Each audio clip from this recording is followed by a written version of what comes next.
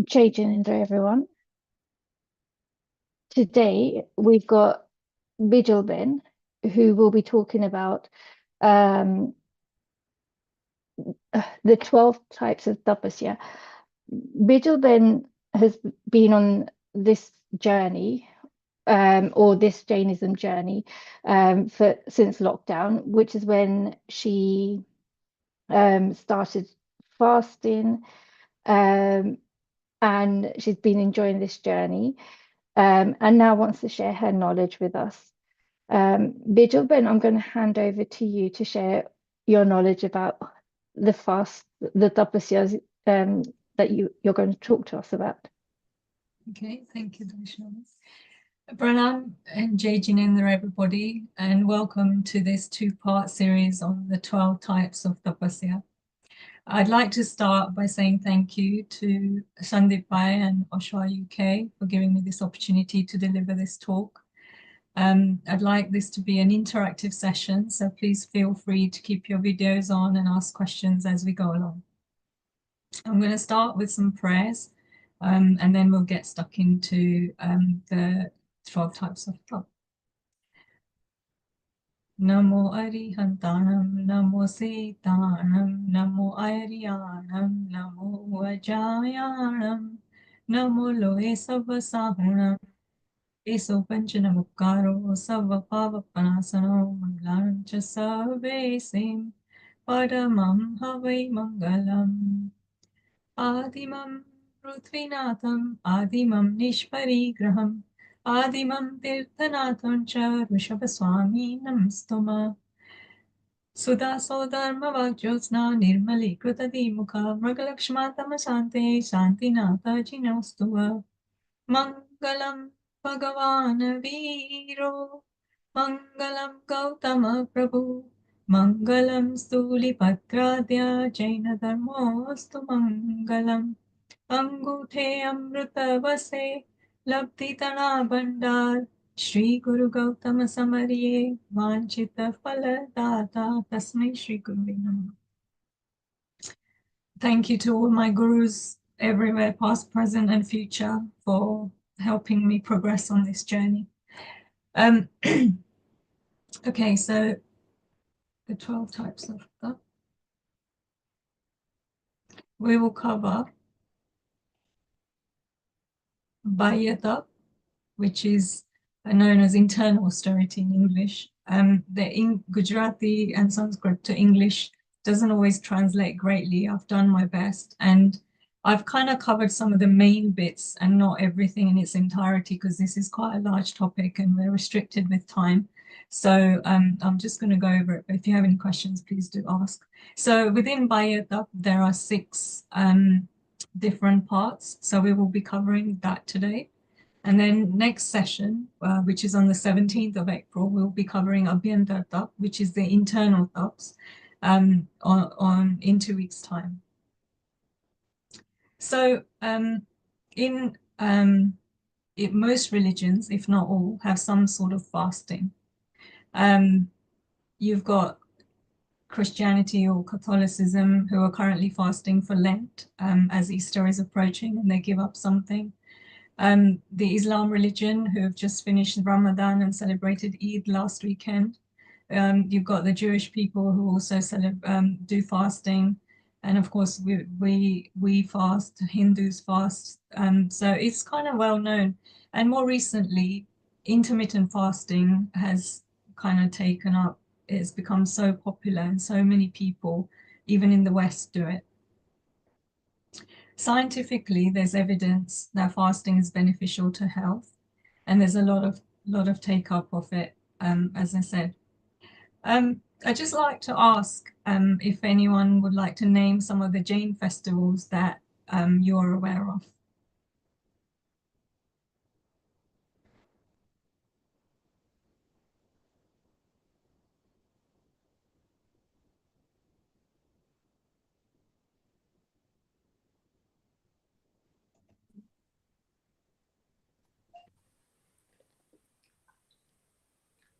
Okay, Aymbil, Parishan, good. Some of the bigger ones, good. Getting a few of the similar ones. That's great. Thank you. I can see everybody's awake and alert. So we have Diwali, Parishan, Aymbil, Posdasmi, Monageras. We have the whole of Chomasu, which is the monsoon season. And then we have some of the smaller ones in between every month as well to keep it going. Our Jain festivals promote fasting, not from indulgence through overeating or excessive spending or fireworks, because we want to conserve life and do less harm. Through fasting, you create less jeev hinsa, especially to one-sensed beings like plants. So can anyone tell me why we do tapasya? Or what the benefits are? Feel free to unmute as well. I'm seeing some things in the chat.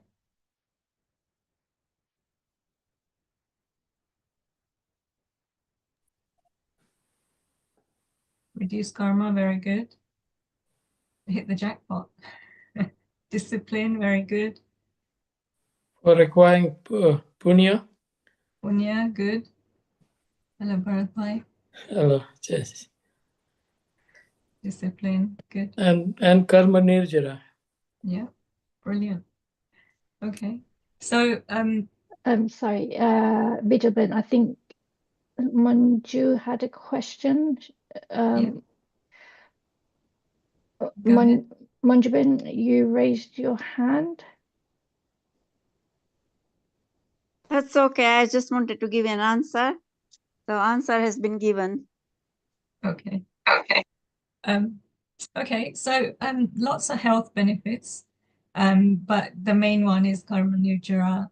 As you said, it's our path to moksha. And to the two major types of tap, which is Baya and Abhinda. So in terms of health benefits, you have increased immunity, you feel lighter, your body spends a huge amount of time digesting food and energy gets taken up by it. So when you fast, your body takes a break, a well-needed break from digesting food to actually doing some of the really valuable organ repair work because it doesn't have to spend its time digesting. You have more energy, you're more connected, you're more in sync with the universe, you think clearer. And the number one reason in the West, to be honest, is people want to lose weight.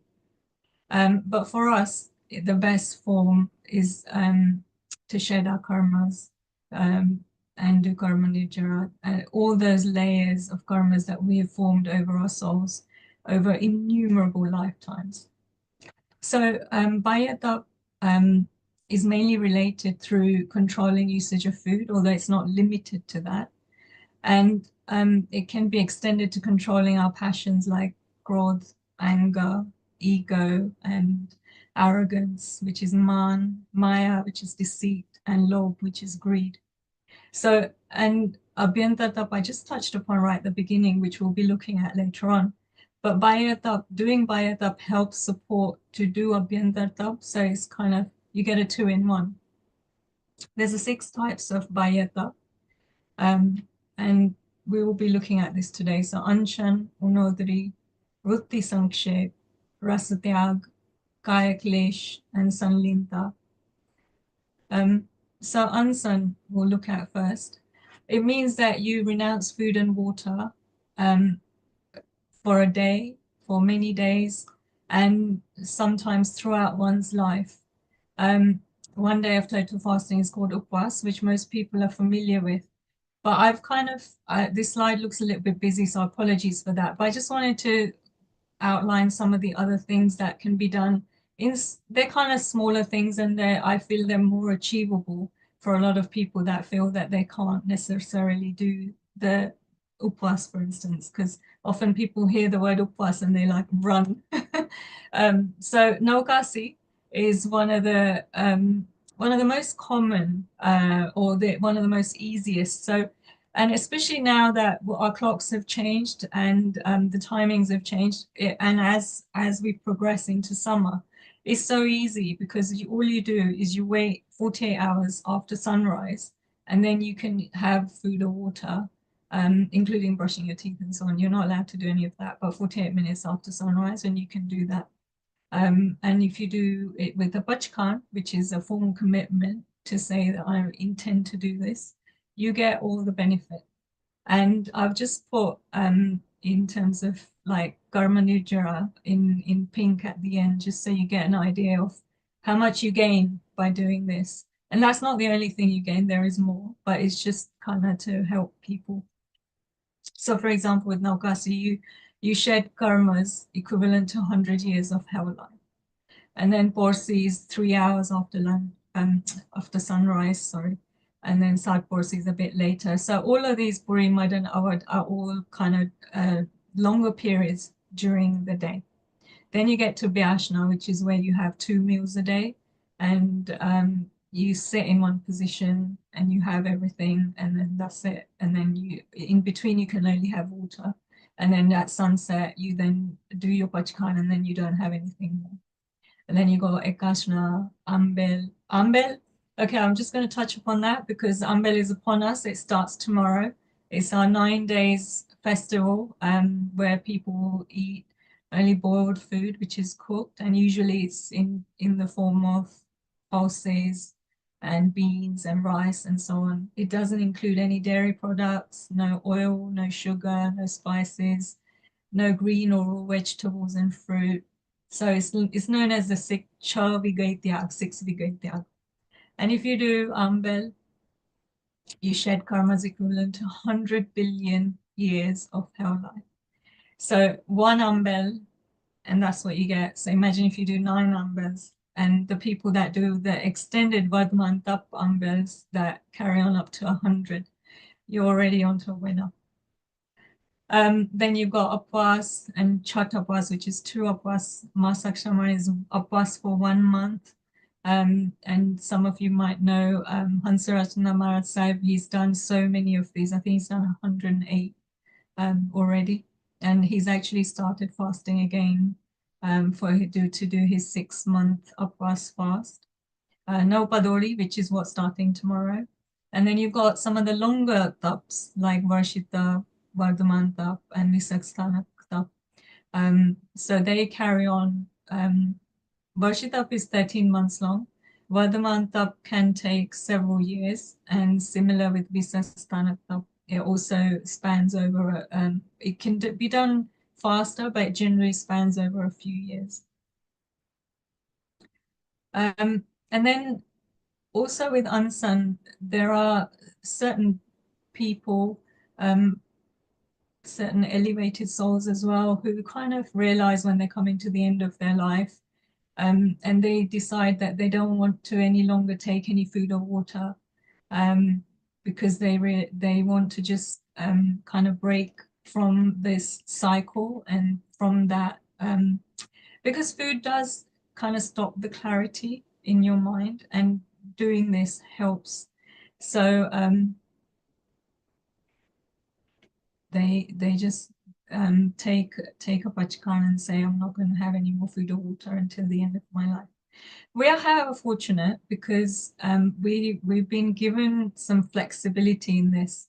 So bachkan can be, especially because, you know, the nearest and dearest would be very concerned that, you know, what if the person recovers or things change, or so, you know, you can say in the bachkan that anything I need that is necessary. So for example, medication, if the person so wishes to take medication, is allowed, or if they recover, then they can go back to normal. And but at least for that period, they've remained in bachkan and they've shed those karmas.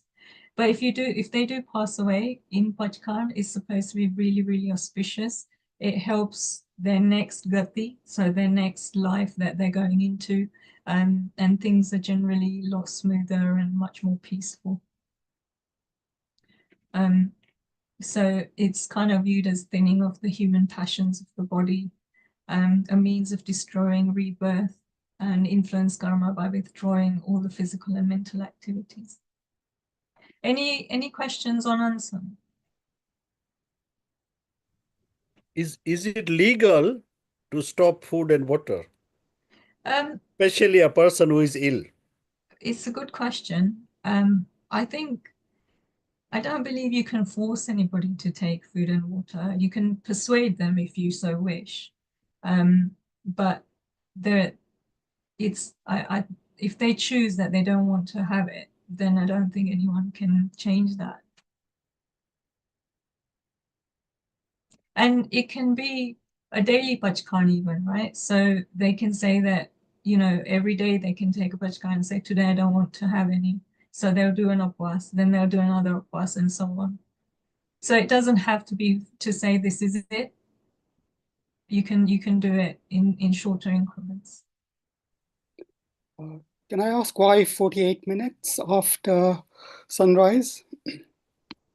So 48 minutes is like there's a lot of things in Jainism that are done within 48 minutes. So for example, even like when you do where apre fruit sudare, so it takes 48 minutes for the life to leave that fruit. And it's 48 minutes so that when the sun is out, in the dark there's a lot more jeev, and when the sun's out, there isn't as much. So you're doing less harm, I think. But like, are you able to add any more? Correct me if There are other instances where, people do, where 48 minutes is like doing a samayik. We also do samayik for Begari, means 48 minutes. But as you explained, that when the sun arises, there are not many jeeves in the atmosphere, simply because of the presence of the sun and sunlight. and that's the predominant reason we eat during the day, is to create less jeevings. Of course, there is still life, but it's far less compared to when the dark. Is that why you eat? You don't eat after sunset, basically. That's right. Okay. Bijal, this is amazing information. So how can you determine that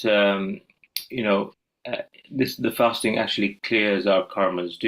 How do you know that's the case? Is this from text or? Yeah, so our scriptures.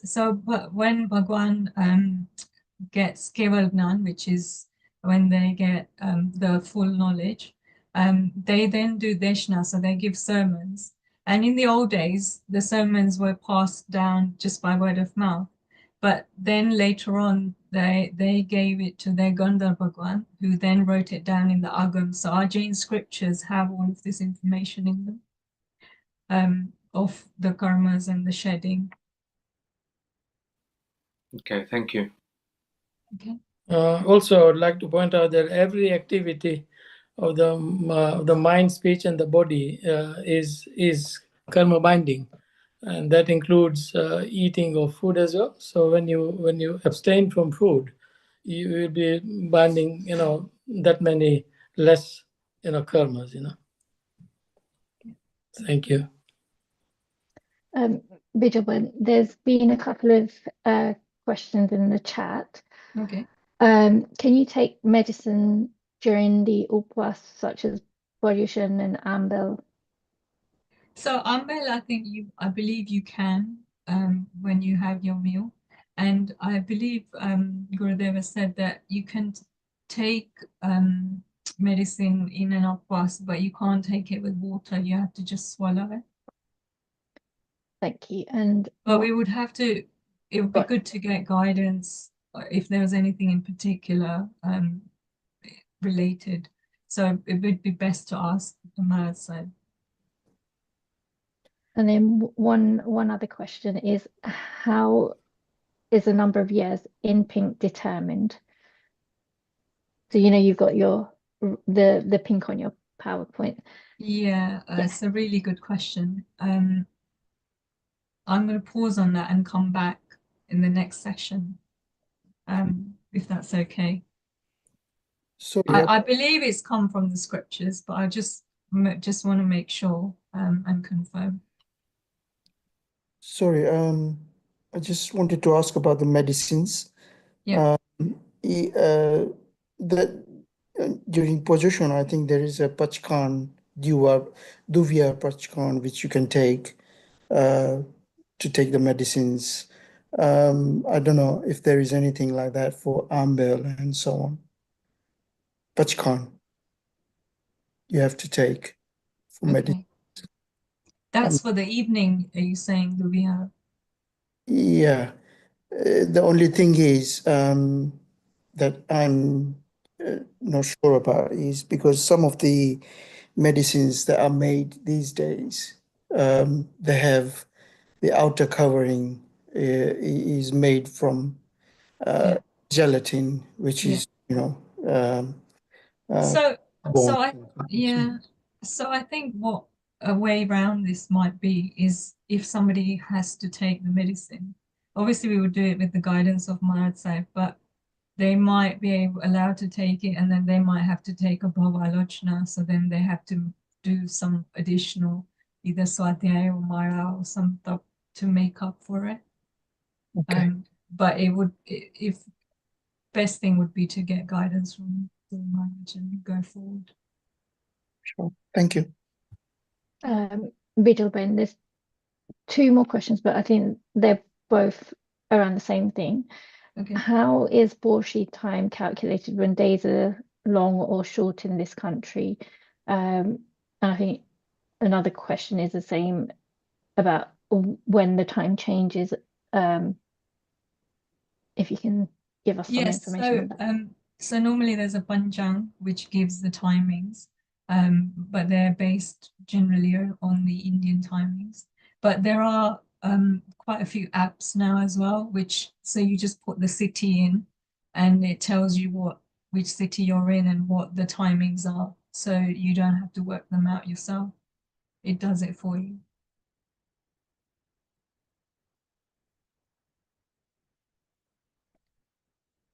Was there another question or was that? That was it. Thank you, Bijalben. All right, no worries. Okay, lots of questions on answer. Good. Next one, Unodari. I'm not going to say a huge amount on this. So Unodari is very highly regarded, and it means to eat and drink a little bit less than what's required or what you're used to. So for instance, our scriptures prescribe 32 mouthfuls for men and 28 mouthfuls for women. So you could do it this way, or you could just say that, normally I have 6 rotalis, but today I'm going to have 5, or something like that, basically. Just a small intention or sankalp and say that in my 1 meal today or my 3 meals today, I'm going to do this. And that's your unodari. You can obviously do as little or as much as you like. And then the key thing to note here as well is not limited to food. It can apply to material things as well. So, like I'll give an example, and I'm not sure if it's just women these days, I think it might be men as well. The amount we have tens of shoes, and you might decide to reduce and have less. So material things as well, we can use less of. So less is more. Next one is Vritti Sankshep, and this is putting limitations on desires for some part of the day or the whole day to stop our mind from wandering around, to kind of keep it under control. And it's split into a few different parts. So you have Dravya Vritti Sankshep. So you might decide that today at home there's 10 dishes that are being made for dinner, but I'm only going to have 6 items from that. Or if I'm going to a Jamwanu, I'm not going to have this or that or this many items. So you can predetermine that. Or you might decide that this is a slightly different way of doing it. So, often we spend so long deciding what to wear. So you just say, I'm just going to pick whatever's on the top and going to go with it. So my mind is not occupied in that material, and I can carry on with my day and think about other things. Next is Kshetra. So Kshetra is like a location or area. And you might say that I'm just going to restrict my food intake to the food items made only in my kitchen today. So khali gharnu khawani chahiye. Or you might say, okay, I want to eat something more, and you might increase it to 3 kitchens. So, somewhere else you've got it from, or you bought something that you're going to have. So that's still limiting it compared to having a huge amount of variety from everywhere. Next one is Gal, which is time. So restriction via time. So you could say that I'm going to eat within a certain period of time today, let's say 30 minutes. Or you might say that today I'm going to eat before sunset, and after that I'm not going to have anything more. And then Bhav. So just to give an example, like Sadhu Bhagwan may say that I'm only going to consume something today that's been offered to me by somebody who's doing Varshitap. Or, you might say that actually I really want to have some dal, but unless I'm served it, I'm not going to have any. And I'm not allowed to ask for it. But also, if I don't get it, I'm not going to feel any unhappiness. I'm going to just accept it for what it is and carry on. So that's kind of, if I give you an example of Mahir Bhagwan, and a lot of people here will know about the story of Chandan Bala. So Mahir Bhagwan decided that he was only going to break his fast if certain conditions were met. So within his criteria, if he saw a female, and the female was like a princess with a shaven head, she had her feet in restraints, tears in her eyes, and certain, those kind of things. And if she served him lentils or adnidar, then he would take the gojri, and then he would break his fast. And he came across Chandanvara, who met all his conditions, and she gave him the aradnidar, and he broke his fast. So if he hadn't found her, and then he wouldn't have been able to break his fast and stay in a state of neutrality, not feel any regret or feel gutted. Similarly, Adinath Bhagwan, during his Varshitap, he would go out every day to go and get gochari, get alms. But, he was right at the beginning, and people weren't familiar with all of this. So they offered him things that were irrelevant to him because he was a monk. He didn't need any material things. But that's what he had no interest with them, but that's what they offered him. So he wasn't able to break his fast. And then he carried on his fast for 13 months as a result, until his grandson Shreyans Kumar met the necessary requirements, and he offered him sugarcane juice, which had been harvested, and 48 minutes had gone by, and so he was able to then break his fast. Any questions on Vritti Sanksha?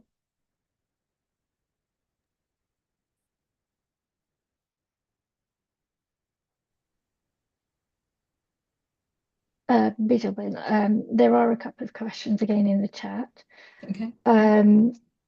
So one of them from Ramesh: if we give food to hungry, which is punya, then why are we fasting? Which is punishing the body. Which punishing the body is reducing karma. I think that's how I'm reading it. You're not actually punishing the body. So when you fast, like I said, there's a lot of obviously health benefits, but so by eating, by consuming, we are doing jivhinsa to all plants, because they have to die in order for us to eat. So when you fast, you're not doing that jivhinsa anymore. So that's why you get the benefit of karma nirjara, because you're putting other jeeves ahead of yourself. Of course, feeding the hungry is great and brilliant. Keep doing that. nobody's saying stop, but there are different levels. This is a slightly higher level when you're exercising it within yourself. It brings control to your five senses, and the strongest of those five senses is ras, which is your taste. And if you focus on a particular day and see how often, and not everybody is the same, but just generally, often people focus on quite a lot on what they're going to eat, shopping, preparation, taste, and everything else.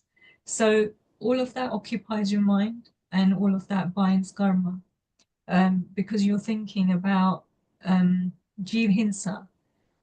So that's kind of in a nutshell. But all the taps are to keep our desires and our indriyas under control, which is what will help us to move forward. Thank you, Bijalben. Anything else? There's nothing in the chat. Okay. Okay, thank you. Bijal, the fasting, Yeah. if for a working person, Yeah. how does it help him in his work? I have a feeling that he can concentrate so much more on his work, but have you got any other benefits of working people? Absolutely. So I think it frees your mind. You feel a lot lighter and you feel a lot more energetic. Your body is performing a lot better. It's quite lethargic when you've eaten, and especially if when people might be able to relate when you've overeaten, how lethargic you feel, that you feel like you need a nap. Whereas here, you're so much more energetic because your body's not having to digest, which takes up so much energy. For working people, you can integrate it within your daily life. So if you're doing the smaller things, it doesn't take up the whole day.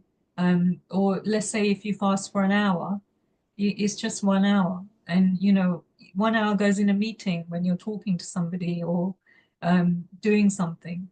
So the smaller things are quite easy. The longer things, a little bit challenging, but easy to work out. So I know somebody who's doing Varshitap right now, Pareshbhai, and generally he tries to stay at home on the eating days and he goes to work on the fasting days. You have so much more time when you're fasting because you don't have to prepare, you don't have to eat, you don't have to clean up. So all of that time is saved. And it sounds really simple, but actually, seriously, I prefer to do most things if I'm going out or meeting people on an Upwas day because it's just far more easier.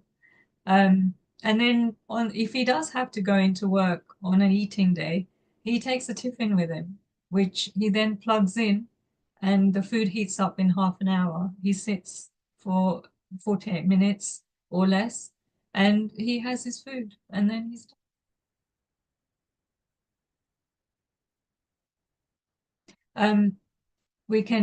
There are lots of tools as well available, so you can even get boiled water even when you're traveling. I've got a mini kettle which I can take into an airport, and then you can buy some water and you can boil the water and drink it. Yeah, there's lots of ways around it. In fact, in Bhavnagar airport, they even give you boiled water because so many people that are doing Tap and Aymbil and they go through them, so they do it for you. Bijal, this is fantastic because, fasting, I absolutely agree. It rejuvenates the body. It, makes you healthier as well. The only thing I wanted to question is like, in terms of, do you feel like this has to be a natural progression, or do you feel like it has to be control over your mind? Because, I'm sure a lot of us have experienced this where we try and control something and we either feel that our attention is going there, where we feel these pangs of hunger and we're not able to then focus on other things.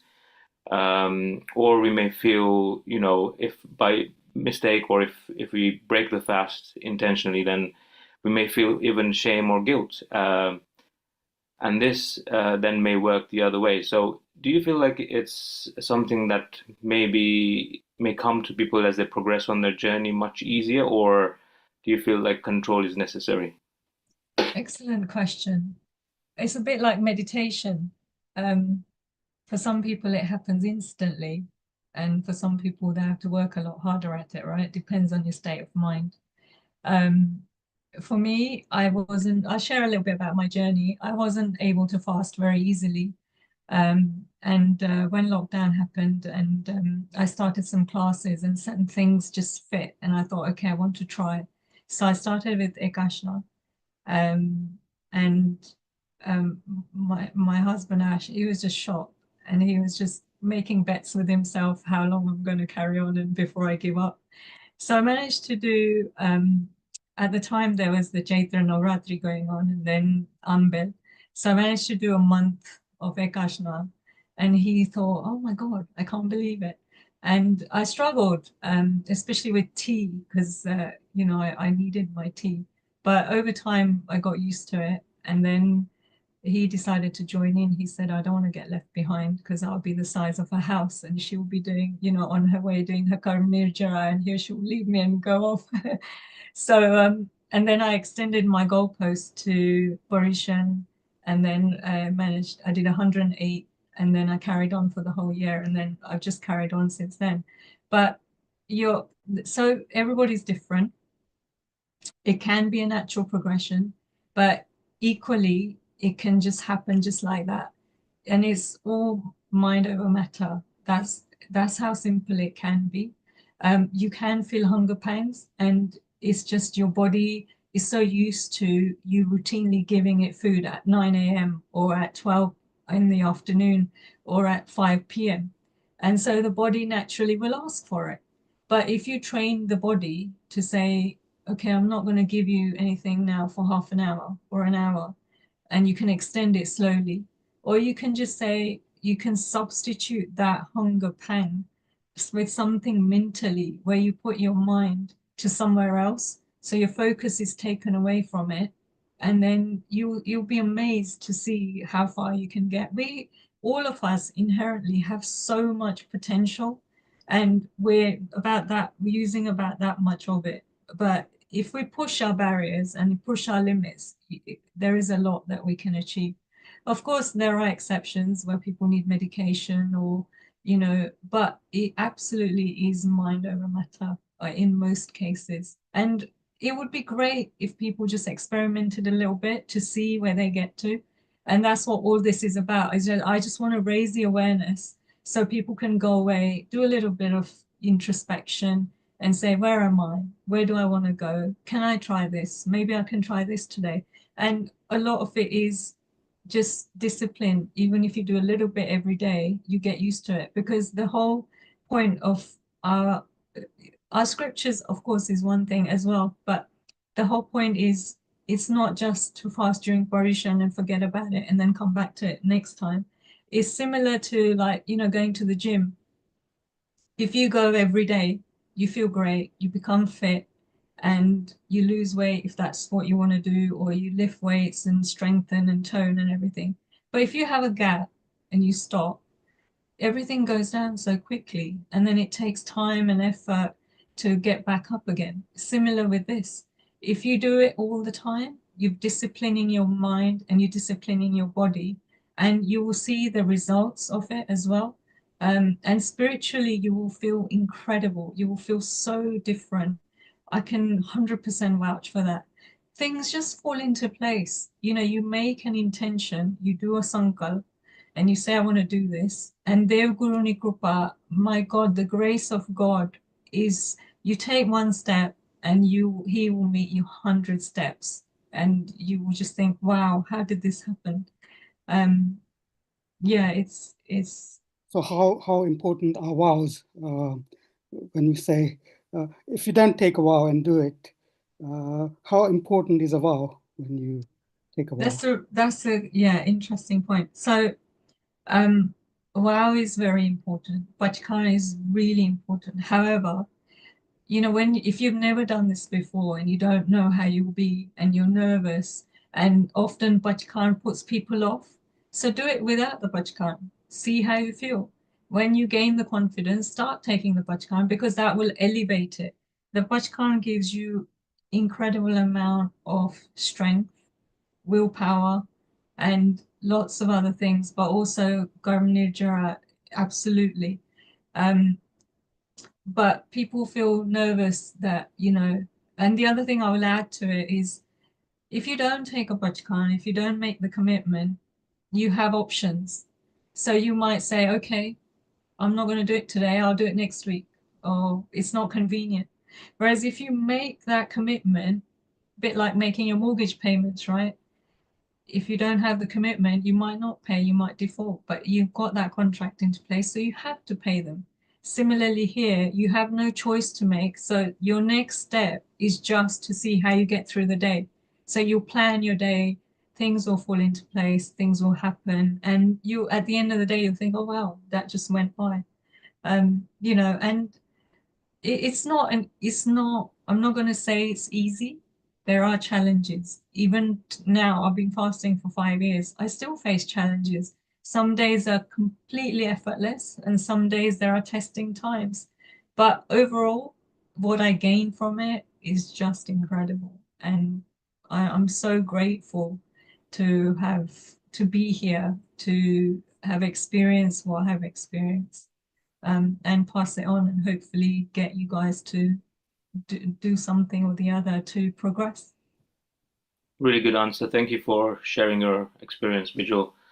And I think you hit the nail there with regards to intention, because before you take the punch card, maybe try with intention. I think intentions are so powerful. So yeah, thanks for that. That's really good.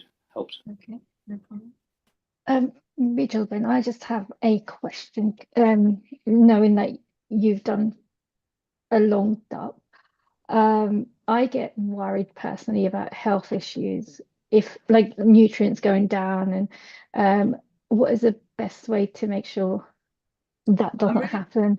I'm really glad you asked that. So I'll touch upon Aymbil first, because Aymbil takes away so many things. You're so limited in your diet. But what you take in Aymbil are super foods, and you're only eating 1 meal a day. And if you speak to anybody that does Aymbil, Ori, or the longer Vardhaman Tap Aymbil, they're all doing great.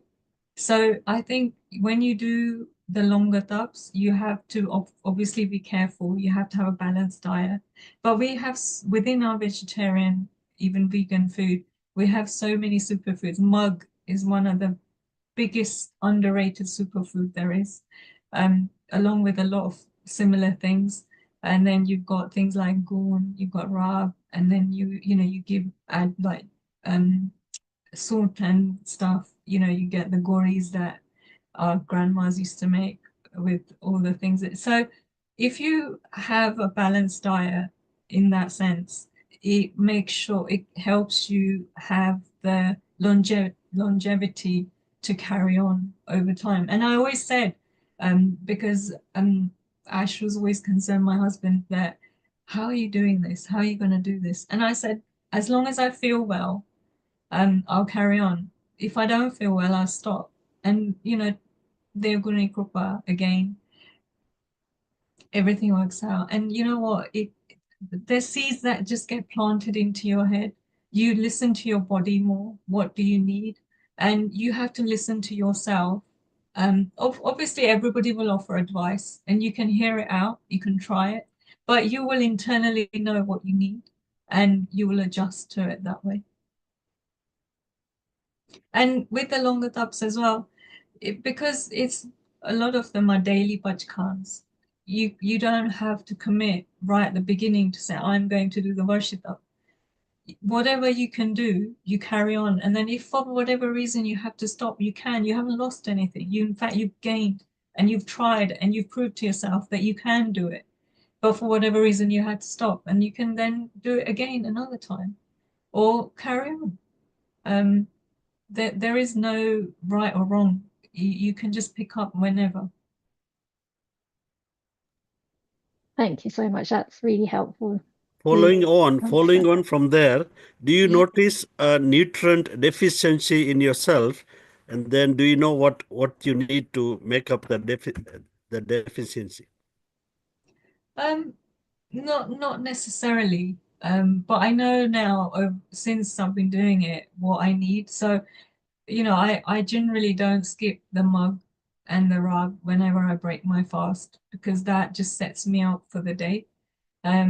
You know, I have a variety of fruit and greens when we can have the greens, and then I have the mug and the dar and all of that as well. So, but you just have to be open-minded, and you have to try things and see what works, because in your current, when you're just eating everything, you might not necessarily know that this is really works or this doesn't, because certain things get blocked. When you've been fasting, there's a lot of things that cleanse out, and you will notice that. Obviously, weight loss will be there, but over time it will balance out as well, and it finds its equilibrium. So then you carry on.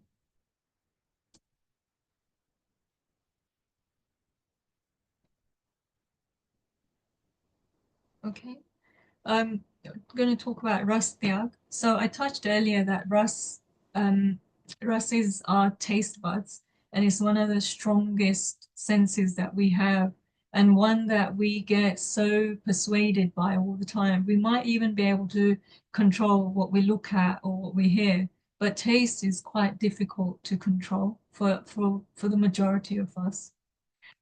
So ras tyag means that you renounce foods that you're attached to or you really, really enjoy.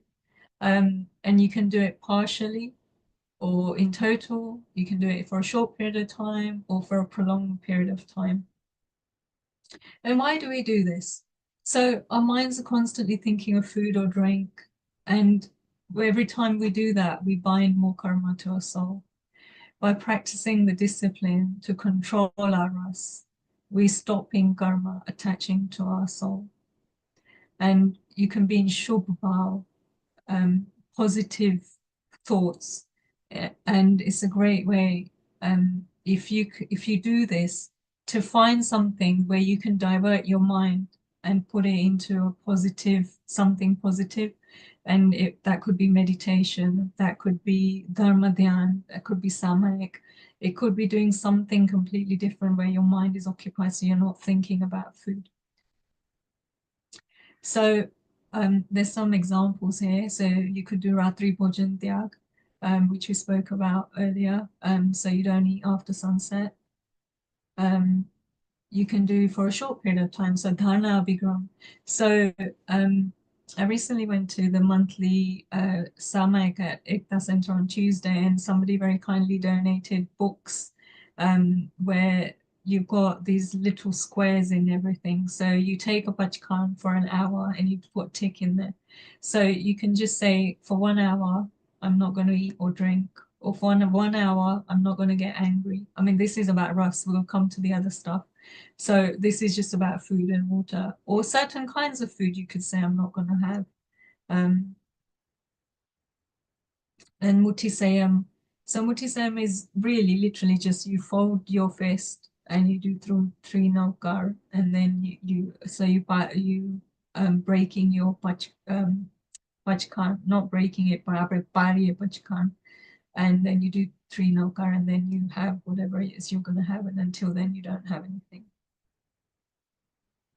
And then 6 Vigai Tyag, which is Aymbil, really. So you're giving up milk, yogurt, ghee, tel, jaggery, and everything that comes from jaggery, so sugar and all the other bits and pieces, and kada vigai, which is farsan and mithai made on the kadai.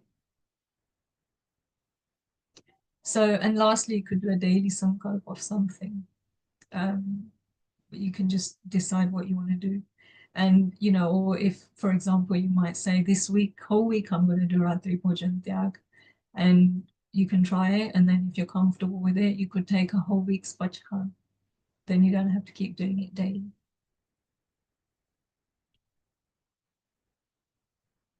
The only thing I will add to this is that while you're doing these, if your mind continually diverts and thinks about what you're going to treat yourself with in the future for food because you've done this, it kind of defeats the object, that you've gone through all this effort, but your mind is still thinking about food. So you want to try and divert it, which is the best way to kind of distract it.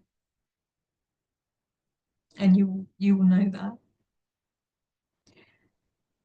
Next one is Kaya Klesh. Kaya, so we talk about Man, Vachan and Kaya often. So Man is the mind, Vachan is what we speak, and Kaya is our body.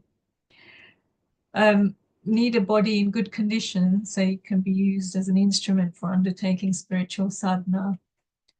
And therefore it's important for us to develop our endurance and to tolerate inconveniences with equanimity. So, you know, with a neutral kind of mindset, not kind of resenting something because we've done it, because that will just defeat the object.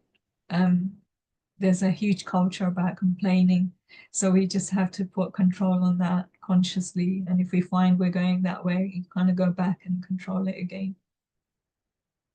So you know, sadhu sadhvis do a lot of this.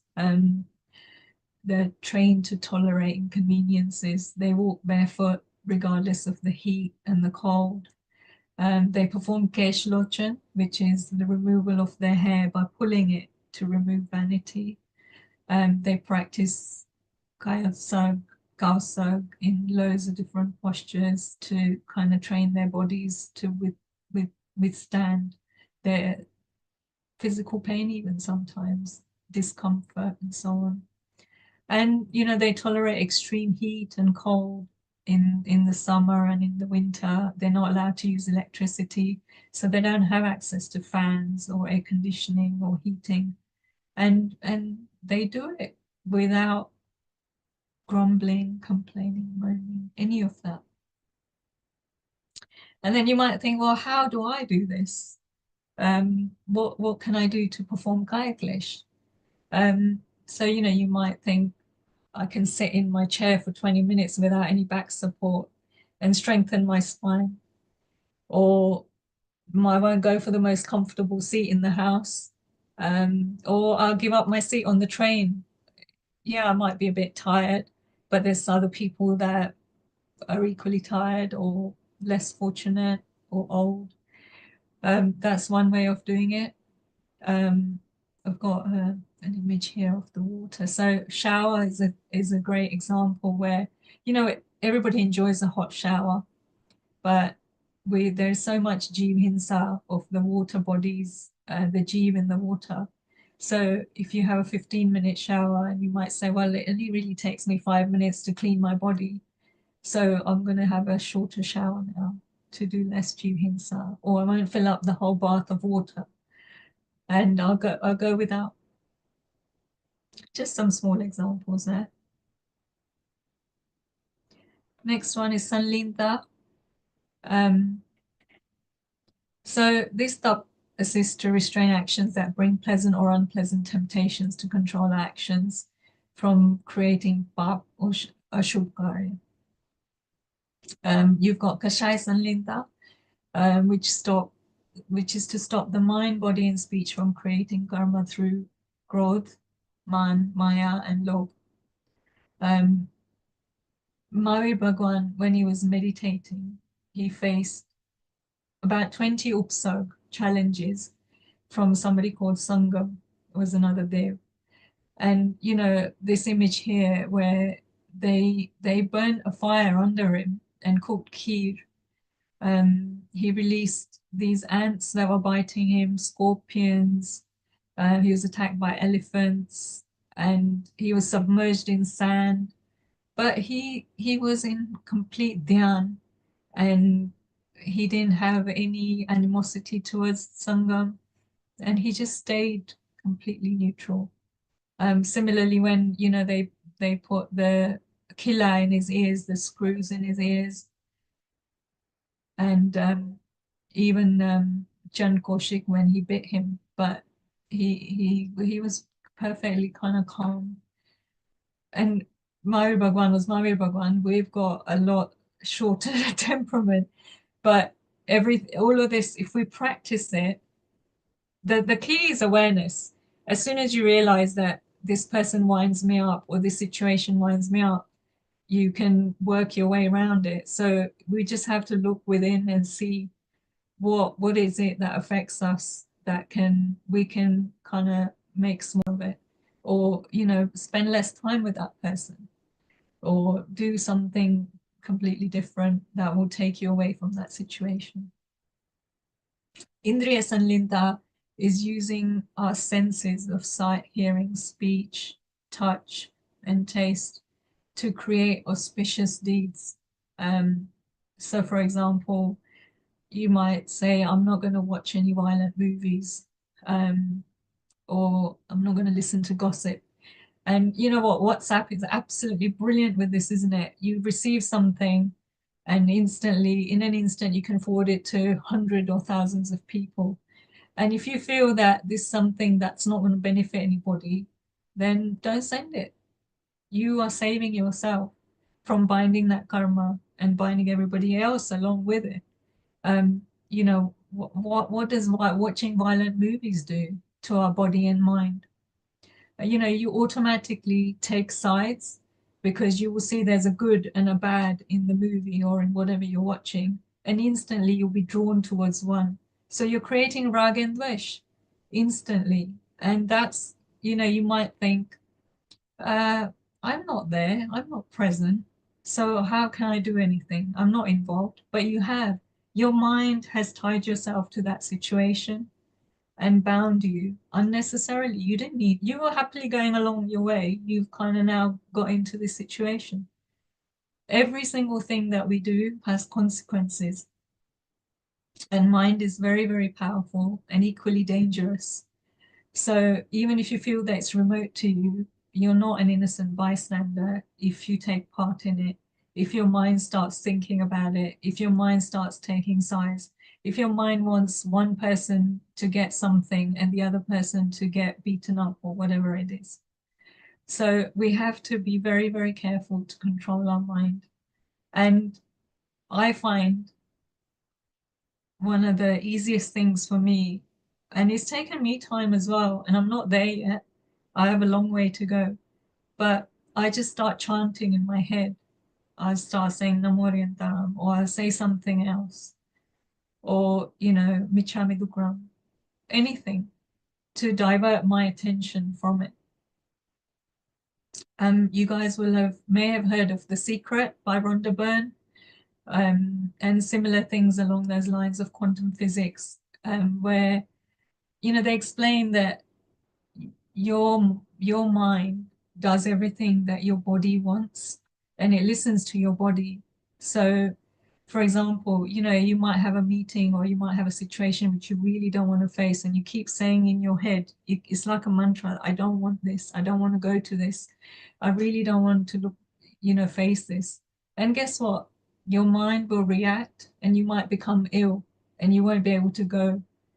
But that's not necessarily a good thing. You can flip that on its head. Let's say you're going out shopping and you might say, most people always say, oh, parking's always so difficult, I'm not going to get a space. When you say that, guess what? You won't get a space. But if you flip it and you say, today, I'm really grateful that I'm going to get a space at the perfect time and it's going to be effortless. Try the little experiment and see. Have a play. Live full out. Don't go really small. Just go in and see. You'll be amazed with the results. So Yog Sanlinta, use the mind, body, and speech for upliftment of the soul to do Shubh Karya. You can do Seva, you can do Dharma Dhyan. You can set good wishes to people. You don't have to speak to them. You can just have good wishes for everybody. And you can do that all the time. And that gives you good karma, Shubh, everything good. It combats all the negative. you know, we are constantly binding and shedding karmas. It's not just binding, it's happening all the time. We don't realize it. But every good thought you have, you're doing good things and it's progressing you. But equally, anything that goes wrong is also binding. I'm just going to look at this very briefly. You may, and in the interest of time, I'll just speed this up. You may have heard about the Wheel of Life. And basically, this is our life broken into different parts, how we spend our time. So, you know, you've got relationships, family and friends, money and finance, health and fitness. When the wheel is round and you spend equal amounts of time with a lot of these things, the car will go smoothly because it's round, it's not bumpy, and everything works well. However, if we just carry on our normal daily routine without looking at anything, without looking inwards, and you don't realize that some things are taking up a lot more time than other things are suffering. So if you look at this white line on the inside, that's how your wheel might be looking. And guess what? When it tries to go on the road, do you think it will be smooth? Or will you have a really bumpy ride? And then at times, you know, if you're not looking after your health and you're not doing exercise or you're eating badly, your health will suffer. You might get ill. Or if you don't spend time with your kids or your wife, your family will suffer. So equally, spirituality needs dedication of time and effort as well. And at the end of the day, you're not doing it for anyone else. You're doing it for investment in yourself, in your future, and in your future lives. We spend too long thinking about this sansar life, or maybe even the past, and we're not preparing enough for our future, for our now and for our future. And this is an attempt to get you to look inwards and look at where you are, look where you want to go to, and try and make those small or big changes. I would like to invite you to try something from what I've spoken about today between now and the next time that we meet, and maybe feedback in between or on that day. I would love to hear about it. You know, it may feel like a restriction or a bandhan, about taking a bachkan, but actually, you know, it's a bit like routines in our lives and structure and rules. They keep us going. Some people work great with no structure, but generally most of us need some structure for the most part.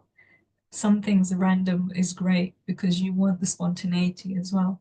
But it's these bandhans that will release us in the end. The discipline of doing this tapasya, of shedding the karmas, cleansing our soul, it will be the reason for our liberation. And it might be the reason for us doing less lives going forward, less bhavs. Small steps build up and compound over time. It will help along the way, it will help reduce illness, might give us samadhi maran, which is a better death, whether it's less painful, more peaceful, and it takes us to a better next birth. Most people don't think about death and beyond, but we prepare everything so much for a wedding or for a presentation or for anything, but we don't prepare for our death and future. We need to start doing that. You know, some of the things that I've come across, I often get all green lights, physically the traffic lights, but also in the daily life. Parking. I recently went to India. I went in December and I didn't think I would be able to go again. But you know, I prayed and I just said, I want to do Palitana. I want to do it with my mom. And everything just worked out. And I'm still in disbelief that I'm so fortunate that it just kind of fell into place. And, you know, so many people, and a lot of them here as well, give such good wishes and blessings. And I'm very, very grateful to all of you. I'm very grateful to their guru. you know, our Maharaj Sahibs and Sadhwijis and all the teachers. There are so many. But thank you so much for listening. We have run a little bit over time, but I think we might be able to take a few questions. I'll take Darshana's guidance on that. Bijalben, it's absolutely fine. I think everyone's enjoying your topic. We do have one question in from Getan. If one takes regular medicine, can that be incorporated when often they are tied to eating regularly? Sorry, can you repeat that? When they're taking regular medicine, can that be incorporated? I think it's how often or when often they are tied to eating regularly. I might ask get them to jump on and ask that question directly. Get them bit. If you can unmute and ask your question.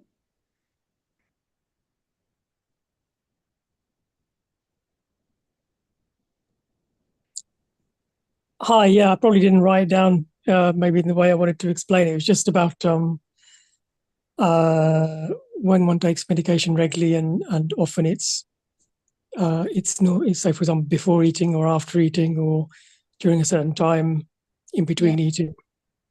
Just wondered how that could be incorporated as well. That's all. Yeah, I think it can be incorporated. We would have to take guidance from Sadhu Maharaj, but I think the way it is that something is better than not doing anything. And if you've got the intention and you want to do it, I don't think anyone would want to stop you. So they would be more than willing to accommodate, but there may be other things that might come into it. But it's definitely something we can take offline and ask Maharaj Sahib. Thank you. Thank you. Another question from Shri. Could you explain how to take a bhajkan? Is it a mental note or is there a prayer you narrate? So we have different types of bhajkans that they're already written out. So they're like, you know, sutras and so on. So you would just you would say that, you would recite it. A follow-up on the bhajkan from Nick. You mentioned the importance of bhajkan. My anxiety is if I take a bhajkan and I have the desire to do what I have decided not to do, but stop myself just because of the bhajkan, isn't having the desire equivalent of actually doing it? No, so your intent was to do something. So that's obviously great because that's positive. This is all, it's not something that just comes immediately. It does take a bit of work. So yeah, you may have thoughts initially, but over time you will learn to control them. And sometimes it might happen instantly, and sometimes it might take a bit more practice. It's a bit like everything else, including riding a bike, and you fall off and you get on again, and you know you start again. Or whether you know it's going to the gym and you will have pain, but you will have to persist. So similarly here is controlling your mind and getting past those barriers. You will face challenges and tests because it's none of this is going to be easy, because what we're trying to do to shed our karmas that we've had for however many lifetimes, and that's not an easy feat to delete. There are other things that we can do along with it, but this is one that is regarded as the highest to help remove or shed as fast as possible. So it won't be completely easy. It's not a walk in the park, but it just takes practice. And once you work out what works for you to divert your mind, to stay steadfast in that, you'll be on your way. Thank you, Bijalben. There's no more questions in the chat. Sorry, go on. That doesn't quite answer the question. The question is, if I have taken bhajkan, I have a desire to do what I've said I want to do. isn't the mere fact, having the desire equivalent to actually doing it? Man, vachan અને કાયા. So મારું મન કહે ભલે મારું વચન હતું કે મારે નથી કરવું, પણ મારા મનથી હું કહું છું કે મારે કરવું છે. Even for a second, just the thoughts coming through, that's what I'm thinking of. Or that is my So if I hear you correctly, so let's say you decided to do Ekashanu today.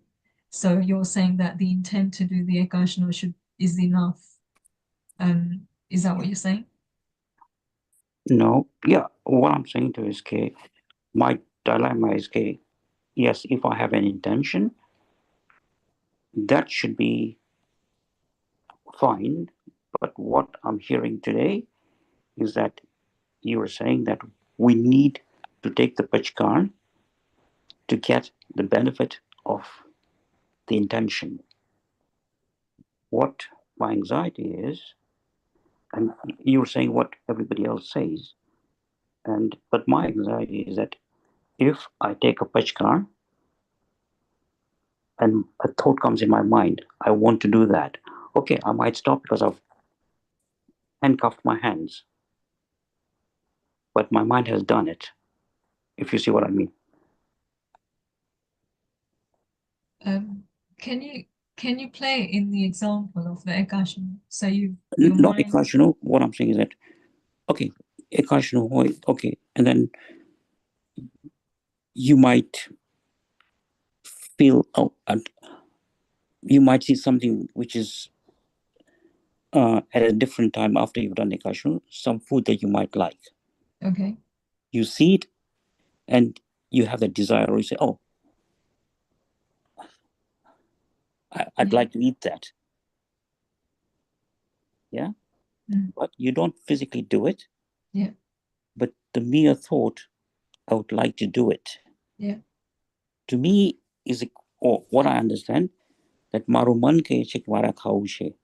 Okay, કાયાથી હું નથી ખાતો, પણ મારું મન કહે છે કે મારે ખાવું છે. Yeah. Because of pachkan, I'm stopping myself.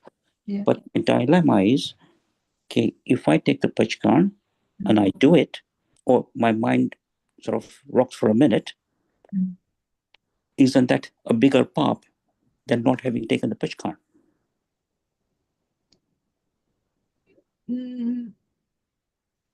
Is it a bigger pop? I think everybody wavers at some point or the other. But that's the dilemma I have, because we waver,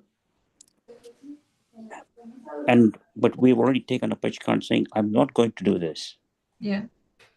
Then you're lying to yourself if you have that. The thing is, you didn't go into it with the intention that you're going to have these thoughts. You went in with the. We haven't, but at the end of the day, before top to a certain degree is an external thing. My mind is the internal thing, which is the more important part of dharma. Would you agree with that? Your mind is important. Yeah. That is the real dharma. The external thoughts, yes, are good. But if my mind is full of corruption, but externally I'm doing these things. The external things over time will help you to control the internal. If you don't practice any of it at all, what changes? How will your mind become disciplined?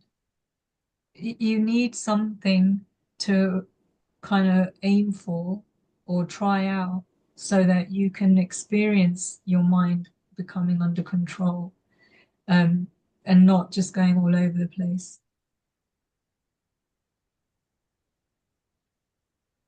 Yeah, I hear what you're saying, but the dilemma is about taking a pachkan and then sort of breaking it.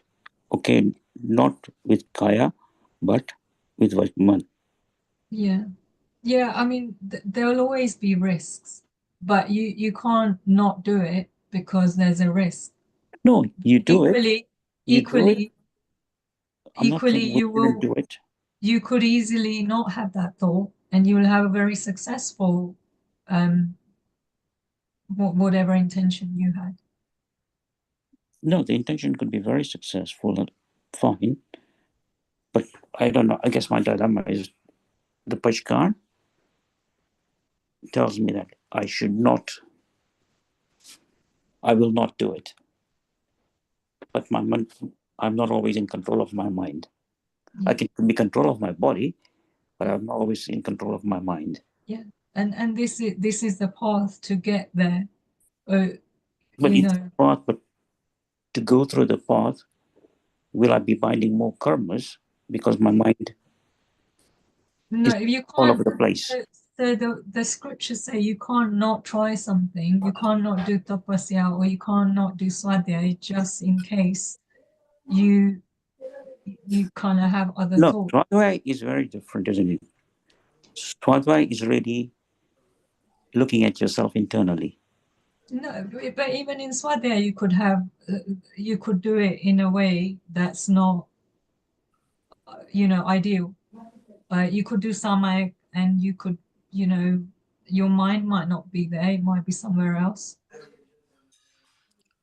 Jai Jinendra. Hello. Sorry, Jai Jinendra. Can I just come in for a minute? Yeah, sure. Yeah, do you mind? So in Jain Darshan, we have terms saying atikam, vratikam, atichar, and anachar. When the question says that you've done a pachkan and then you've faulted from that in some ways. Now, atikam, vratikam, atichar, and anachar. The first three steps up to atichar, you may have faltered, but if you haven't done the pap itself, I mean, if you haven't gone to anachar, then you don't bind any karmas. From up to atikram, you can come back, and if you take prashit, then you haven't bound any karmas as such, because you've faltered and you've taken alosna for that, you've taken prashit for that. Now, if you, I'll just give a small example. You want to go and buy some mangoes and eat them. So you come out of the house, go to the shops, buy the mangoes, come home, and eat them. Now, you've done all those steps, except for the ones for eating. If you have eaten them, then that is called anachar, and then you have bound the karmas. And in that case, you have created a sin, a pap. Then there is no going back. You'll bind the karmas. But up to the point that you've gone and bought the keri and come home and you haven't eaten them, you can take the prashit and not bind any karmas. So I don't know if this explanation helps. Yes, it does help very much. Yeah. You've explained it very beautifully. Sorry, do you just want to repeat the stages?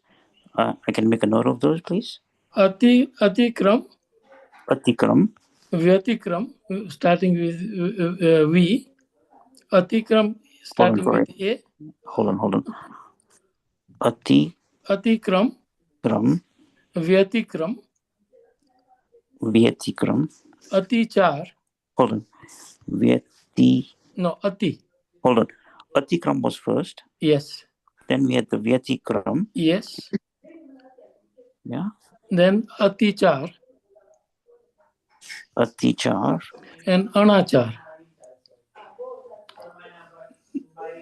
These are the steps to આપણે કહે ને ચાર પગથિયા, the 4 steps towards pap. Now the fourth step, if you go up to the 4th steps, yes, you have broken the promise and you've bound the karmas. Then there is nothing else but to bear the fruits of the karma. Mm-hmm. But if you've gone up to atichar, you can come back, you can take prashit, and you haven't bound any karmas. Okay, So Atikram. Sorry, do you mind? Sorry, if we have time, can you explain on that? Atikram is like, you know, when you plan to do something. Okay. Then Vyatikram is like, you take steps towards it, like you get out of the house and go and actually go towards meeting your goal. The third thing is your aim is to eat the mangoes. The third thing is you go to the shop and buy the mangoes. Okay. Fourth, yeah. Atikram, that's the intention, yeah? Yes. Okay, so my intention is to fast. Yeah. Vyatikram. Vyatikram is that you've seen the food that you like, and you change your mind. So when then you go towards the food, and then you would eat it. But if you stop at the if you don't eat it, then you have not completed all 4 stages of pap. Okay, so all the 4 stages are these different stages of pap? Yes. Okay, so am I right in thinking, okay, I have the desire to do it, but I don't do it. So the desire in itself will be a pap. Yes, it is a pap, but still you haven't actually completed. No, it's a pap, but a smaller pap. Yes. These are the 4 steps towards the pap, or towards binding the karmas. Okay. I'm sorry if I've taken up any more time, Vija. Okay, no worries. Thank you. Any more?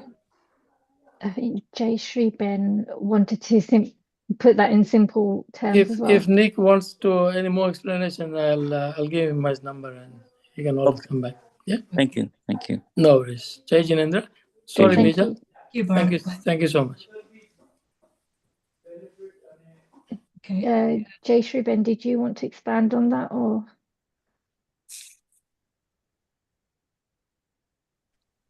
પ્રણામ જય Jinendra. I just can simple thing આવી રીતે કહી શકીએ આપણે કે અતિક્રમ એટલે તમે કોઈ વસ્તુને જોઈ અને એને લેવાનો વિચાર થયો. વ્યતિક્રમ એટલે તમે એના તરફ પગ માંડ્યા કે તમે એ વસ્તુ લેવા જઈ રહ્યા છો. અને અતિચાર એટલે કે તમે લઈ લીધી પણ હજી વાપરી નથી, that is અતિચાર. અને last is વ્યતિચાર કે જે તમે વાપરી. So that is the highest type of M simple language માં કહી શકીએ. Yes, yeah, that's okay. Yeah? Yeah. Okay, thank you. Okay. So if there's no more questions, thank you so much for the questions, the interaction, your energy, and for coming. And, clearly everybody's got some desire or intention to progress. You've given your time. Do try something or the other in the next couple of weeks and experiment and have a play with it and have fun. None of us know where it's going to lead, but it's a good starting point wherever you are. A lot of people are already doing some things, and hopefully it will inspire them to do some more. I just want to say thank you again to Sandeep Bhai and to the Zoom team as always. Jin Agna Virudh kai par bolaya hoy to man vachan kaya thi michhami dukram. Sarva mangala mangalyam sarva kalyana karanam Pradanam sarva dharmanam Jainam Jayati Shasanam. Next session will be on Thursday, the 17th of April. Look forward to seeing you all then. Thank you. Thank you, Bijalben, for such an informative topic. I do hope you stay in good sattva for the rest of your Varshitap. Before we finish, there's just an announcement. As Bijalben said earlier, or at the start, we've got Aymbil starting tomorrow. There's different events going on at the Dera, so everyone's welcome to go to the Dera. So there's a Chakra Pujan on Sunday. So everyone, young I think the and pujan old. is Saturday. Sid Chakra Pujan is on Saturday. Is it on Saturday? Okay, sorry, my mistake. It's on Saturday. So everyone please try and attend Oshwal Centre. Thank you again, Bijalben, for today. And we look forward to your next session as well. Brilliant. Thank All right. you. Thank you. Thank you, Bijal, for the excellent swadhyaya, Thank and you. we wish everybody doing tap in a good shata. Jai Jinendra. Yeah, wish everybody good on well and Sata Marriage. Pranam. Thank you.